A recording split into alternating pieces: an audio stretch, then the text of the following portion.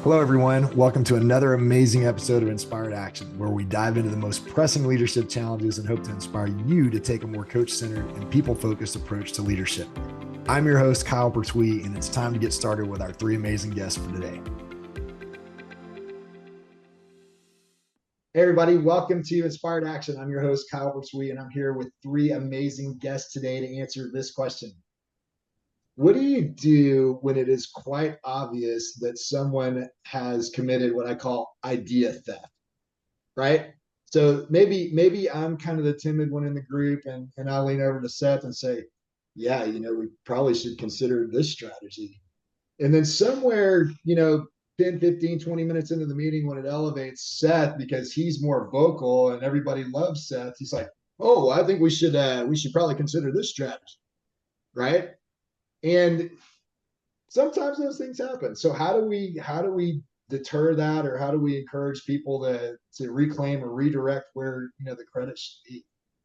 But first, let me do a quick intro. We have Courtney Muller, who's the VP of People and Executive Coach at Courtney Muller Career and Leadership Coaching.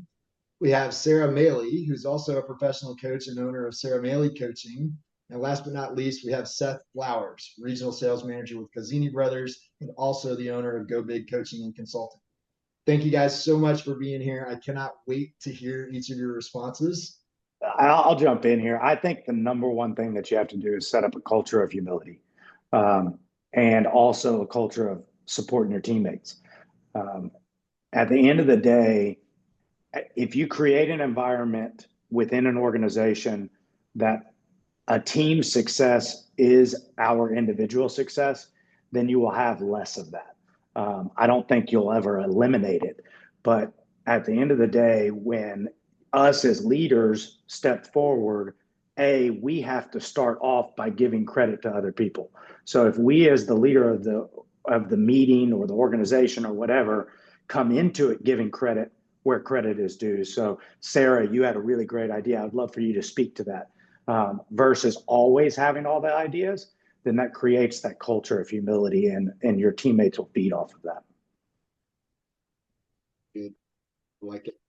I think one thing I would add just around, I guess, when you observe those behaviors or when you might be a part of seeing that happen in action, how can we encourage people to speak up and to, reclaim their idea? Or if they're not comfortable doing it in the group setting, might they go to their manager and speak on it? But I think it's definitely valid for Seth to say, how can we build a culture where this doesn't happen? But when it does, and sometimes it does, what can we do to encourage people to do the right thing, to speak up, to make sure that they're able to identify those behaviors as not acceptable. They're not aligned with the culture, and being able to learn from it, correct it, be able to move forward from it and not see that happen again.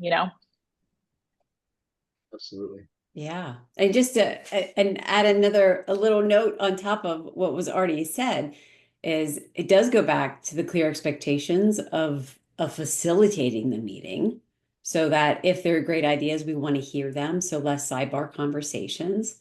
But if or when it does happen, it could be when we go to break. We go to check on that person to better understand, or even ask, how did that idea come to be?